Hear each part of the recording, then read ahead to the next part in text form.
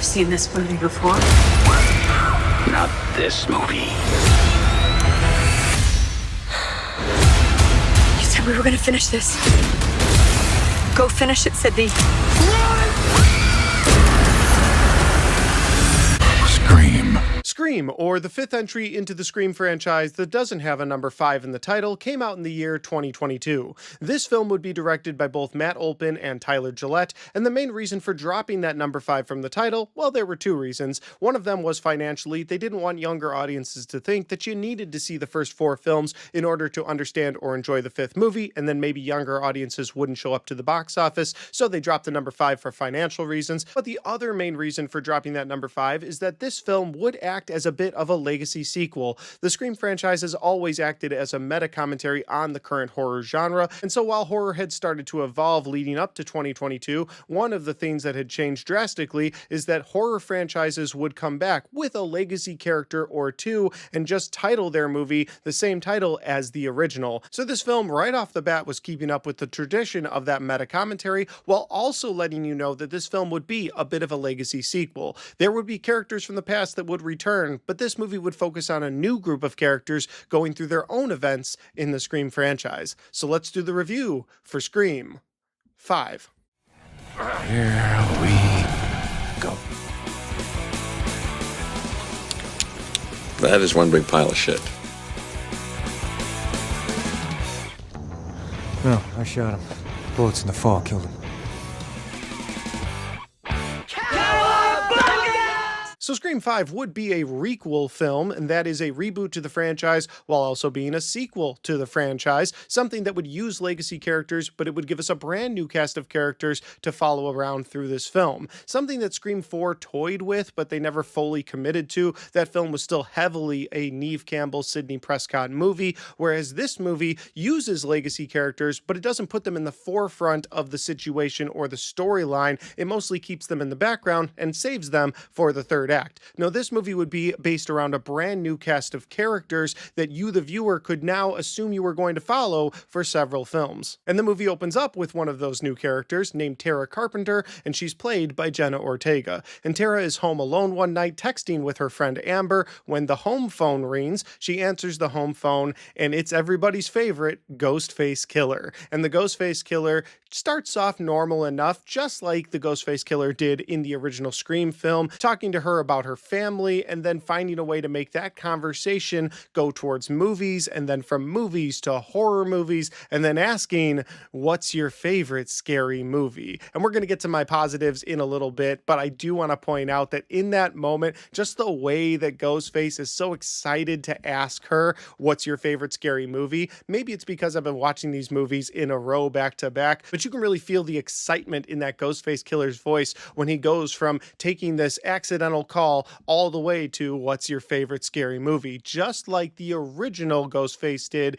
in the original Scream film. And just like that original film, Tara is given an option. She can play a game or she can watch her friend Amber die, because on her cell phone, she now is getting pictures and video feed of her friend Amber, who's home alone and doesn't realize that there's a Ghostface Killer outside of her house. Tara plays along. She answers the questions that she needs to, trying to save her friend Amber, but when she inevitably gets a question wrong in this movie trivia game, she rushes out her door to try and go to Amber's house, and that's where she runs right into our new Ghostface Killer. And after a short series of events where Ghostface is toying with Tara, Tara is now laying on the floor bleeding, trying to call for help as Ghostface stands over her and starts stabbing her in what looks like her death scene. But as it turns out, it's not her death scene. Tara ends up surviving this attack, making her the only character in the franchise's history to live through the opening Ghostface attack. But was Tara's survival an accident? Did the Ghostface Killer screw up? Or is this all a big master plan by the Ghostface Killer because Tara has a sister named Sam who comes back to Woodsboro to be with her sister who's in the hospital? Was that Ghostface's plan all along? It's at this point where we're introduced to more of the new characters in this film. Of course, Sam Carpenter coming home to be with Tara, and Sam is played by Melissa Melissa Barrera, but Sam's boyfriend accompanies her on this trip back to Woodsboro, and Sam's boyfriend's name is Richie, and he's played by Jack Quaid. And then Tara's friend group fills out the rest of these characters, the friends that come to the hospital to be with her, to check on her. Her best friend Amber is played by Mikey Madison, Oscar-winning Mikey Madison before she had the Oscar. Wes Hicks is another one of her friends, played by Dylan Minetti, and Wes is the son of Judy Hicks, who was the deputy from Scream 4, but now she is the sheriff of Woodsboro. And the final two main characters of our friend group are played by Mason Gooding and Jasmine Brown, and these two play brother and sister Chad and Mindy Martin, who are relatives of the late great Randy Meeks, and that is where Mindy Martin will become more of the Randy character in this new set of films, where she will give the rules to the Legacy sequel or the requel. And again, this new main cast of characters would be the group that we predominantly follow throughout this film. In fact, there's an opening scene of this movie where this group of characters is talking about the attack on Tara at their high school, sitting outside on the grass, just like the characters in the original Scream movie. And after talking about this new Ghostface killer, after going over some of the rules and wondering what their next step should be since Tara was attacked and lived, Sam and Richie both think it would be best to go to somebody who has experienced the Ghostface killer before. Now, Sidney Prescott and Gale Weathers do not live in Woodsboro anymore, but there is one Legacy character that still lives in Woodsboro, and that would be Deputy Dewey, who's no longer a deputy. He doesn't even work for the police anymore. He now pretty much spends his days retired, living at home in a trailer where he watches Gale Weathers on the news every morning. But Dewey has been through a lot. He's been stabbed a lot of times. He really doesn't want to get involved with this new Ghostface killer, but once he finds out there's a new Ghostface killer on the loose and a new group of friends being terrorized, he can't really help himself. He wants to do the right thing. But the first thing he does is he calls Sidney Prescott, once again played by Neve Campbell, and lets her know, hey, you don't live in Woodsboro. There's a new killer in Woodsboro. Just stay out of Woodsboro. Don't come back. And then he texts his ex-wife, Gale Weathers, essentially saying the exact same thing. You're not in Woodsboro. You're in New York. Just stay there. Stay away. But this is a Scream film. Gale Weathers is back to being a news reporter, and she can't pass up a story like this, so she comes back to Woodsboro, and then after a series of events, Sidney Prescott would make her way back to Woodsboro as well. So with the new cast of characters on high alert in Woodsboro, and the Legacy characters coming back to Woodsboro, and a Ghostface killer that's on a rampage trying to kill as many people as they can, this film follows the tradition of the previous entries in the franchise, becoming a whodunit thriller, with the idea that it's always someone you know. And that's the best synopsis that I can give you for Scream 5. If you haven't seen this movie yet, I highly recommend it. I think the film does a great job bringing up some of the better aspects of that original Scream trilogy while being something brand new within this franchise. Now, I am going to get into my positives and my negatives for Scream 5 here in a second, but before I do that, if this is the first time you found my channel, well, I would love for you guys to hit that subscribe button, check out all the different content that I have.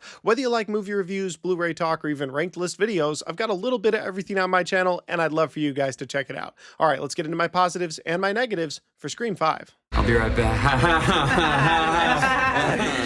He's dead. My first positive for this movie is going to be the opening scene of this film. I love how they try to reconstruct the original Scream's opening by having the girl home alone answer the home phone and talk back and forth with the Ghostface killer, and watching that Ghostface killer go from, oh, let's talk about your family, to movies, to horror movies, to what's your favorite scary movie, to you're going to play this game for me or I'm going to kill your friend. Again, it emulates just about everything from that original Scream film, but this movie doubles down on the brutality, it doubles down on the blood in those opening moments. The next positive for this movie is the way that this film finds a way to connect the majority of the new characters to characters from the past. Of course, you have Chad and Mindy Martin, who are relatives of Randy Meeks, which keeps Randy relevant in the Scream franchise while giving us a new character to take his place. While he has a more limited role than some of the other main characters in this film, Wes Hicks is the sheriff's son, and of course the sheriff was in part 4, just a little bit more connective tissue from the main characters to the previous entries in this franchise. And of course the big connection to the past would be in Sam Carpenter's character.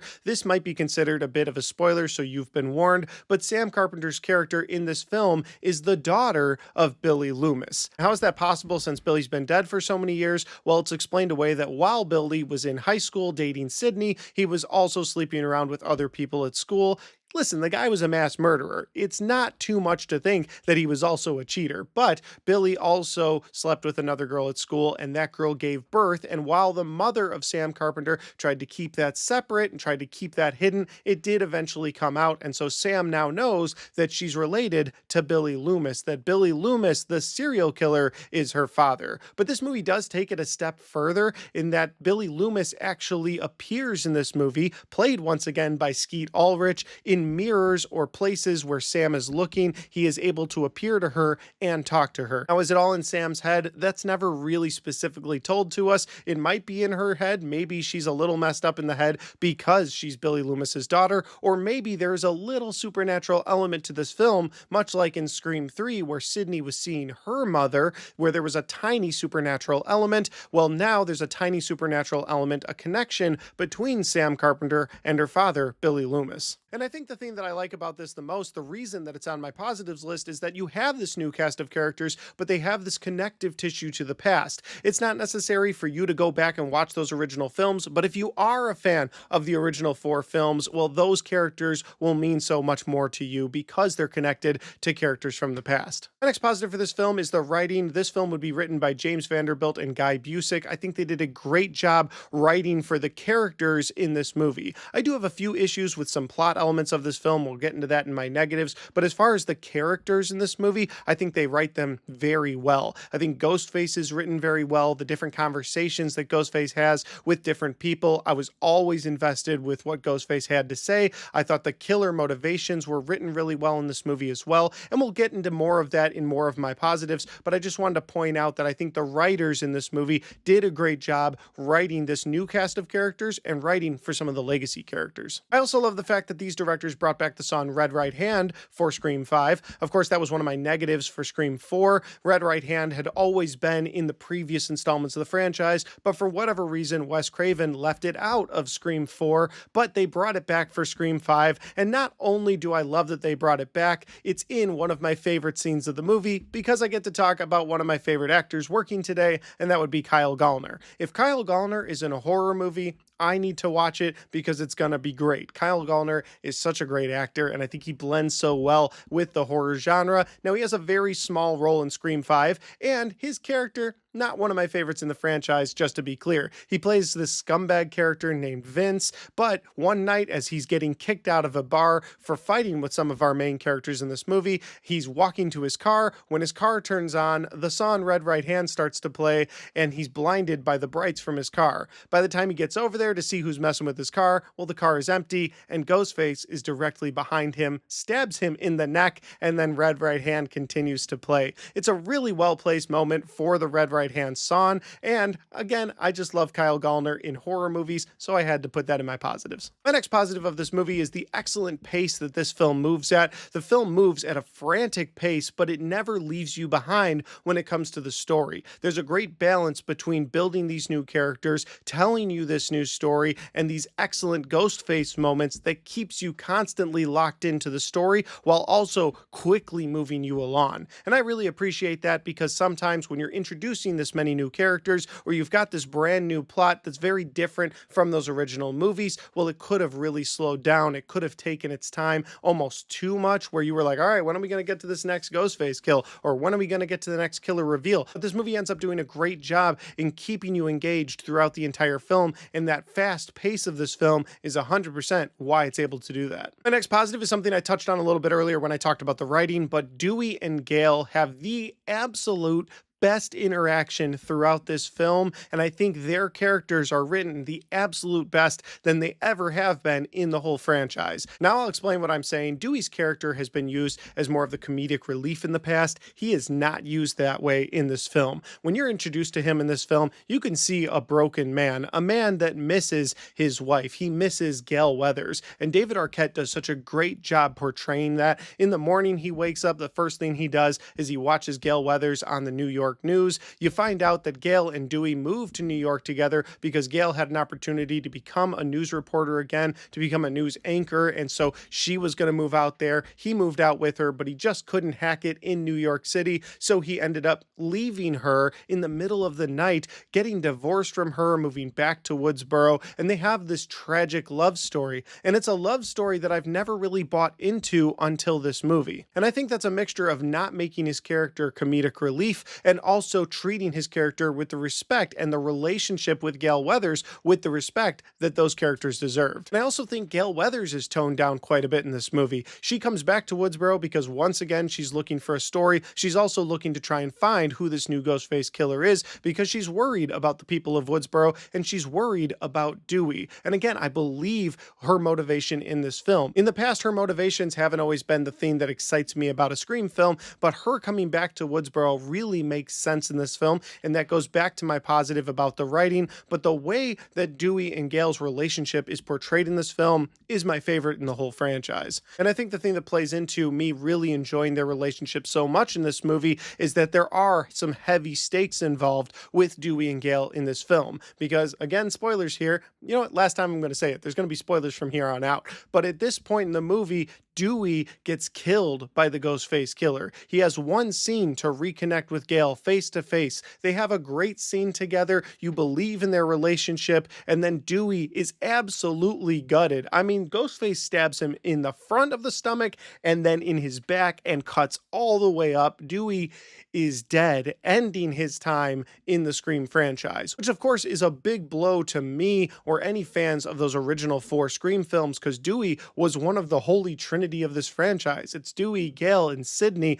all the way through, but Dewey dies here, and that conversation that he had with Gale, being the guy that wanted her to stay away, being the guy that just wanted to keep the people he loves safe, I thought it was such a great way to end his arc in this franchise. I also found myself getting emotionally invested when Dewey died. When Gale talks about how her ex-husband is now dead, you believed in what she was saying. And again, all of this goes back to the great writing for these characters, but I didn't realize, especially yesterday when I was rewatching this film, how emotionally invested I would be in Dewey and Gale. And it's crazy for me to even say that now because my irritation for parts 3 and 4 were Gale and Dewey's relationship, but in part 5, I think they got it right, and it's such a tragedy that they get it right at the end of Dewey's life in this franchise. This brings me to a side note that I want to talk about. This isn't a positive, I just don't know where else to put it in this review, so I want to talk about Dewey's death real quick, and then I'll get on to the rest of my positives. So when Dewey dies in this movie, I am not convinced that it is one of the Ghostface killers that's revealed at the end of the film,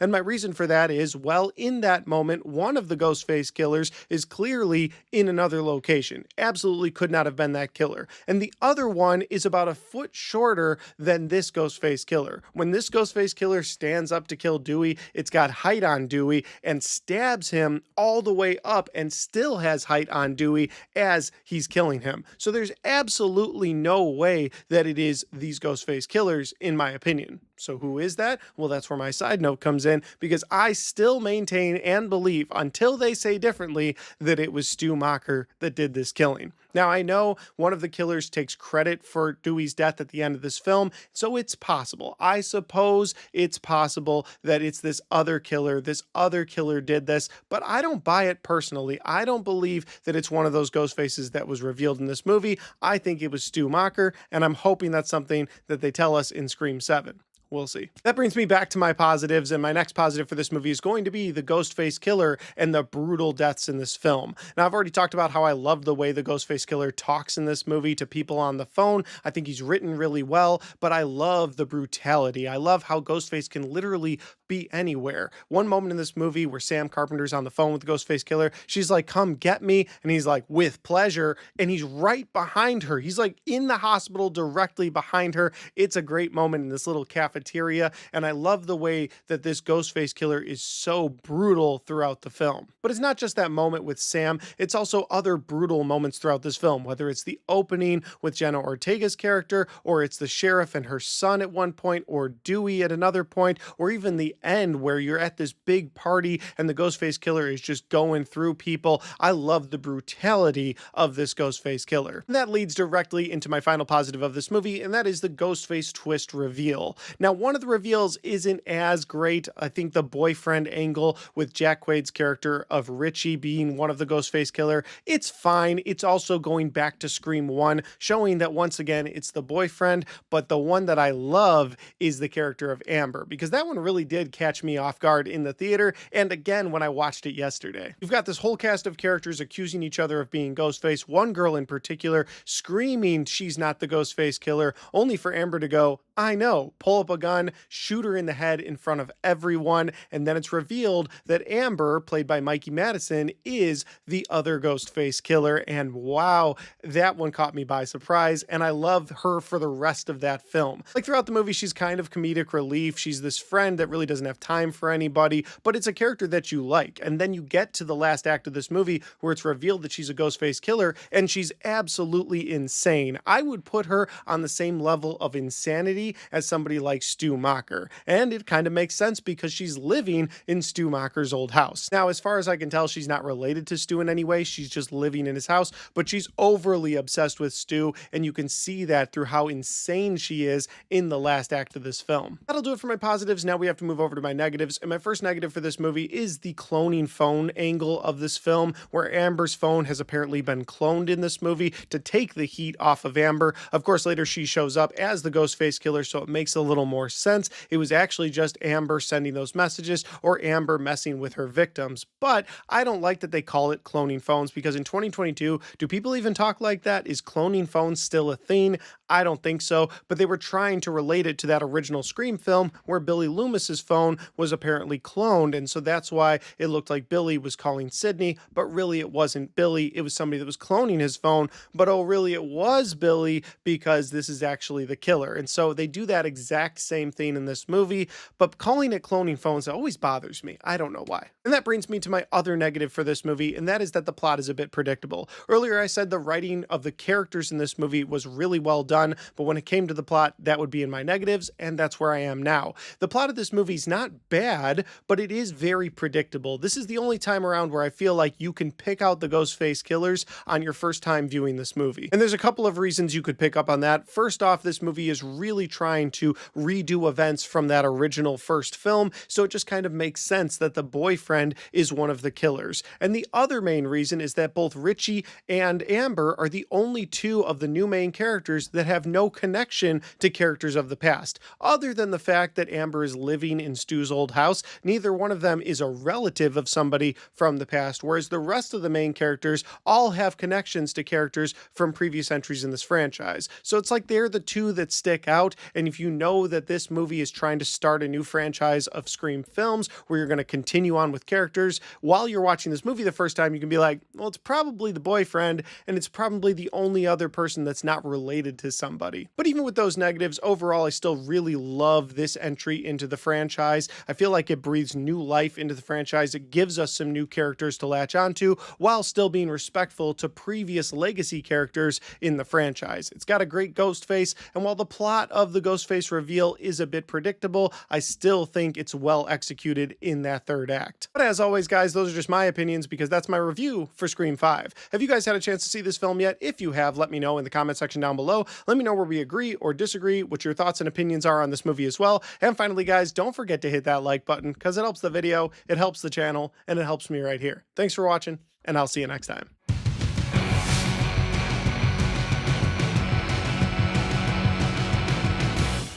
Alright guys, we got to the end of my Scream 5 review. I loved revisiting this film. I don't think I had revisited this movie since I originally watched it in theaters, and I had such a great time watching Scream 5. It's one of my favorite in the franchise. I'm looking forward to rewatching Scream 6, which is another film I haven't watched since I saw it in theaters a couple of years ago. That review will be coming out next, and then of course we will be getting to my final review in this franchise, Scream 7, when it opens in theaters at the end of February. With that said, if you want to check out any any of the other content on my channel, well, I've got all of my Scream movie reviews right there, and I've got all of my horror movie reviews right there.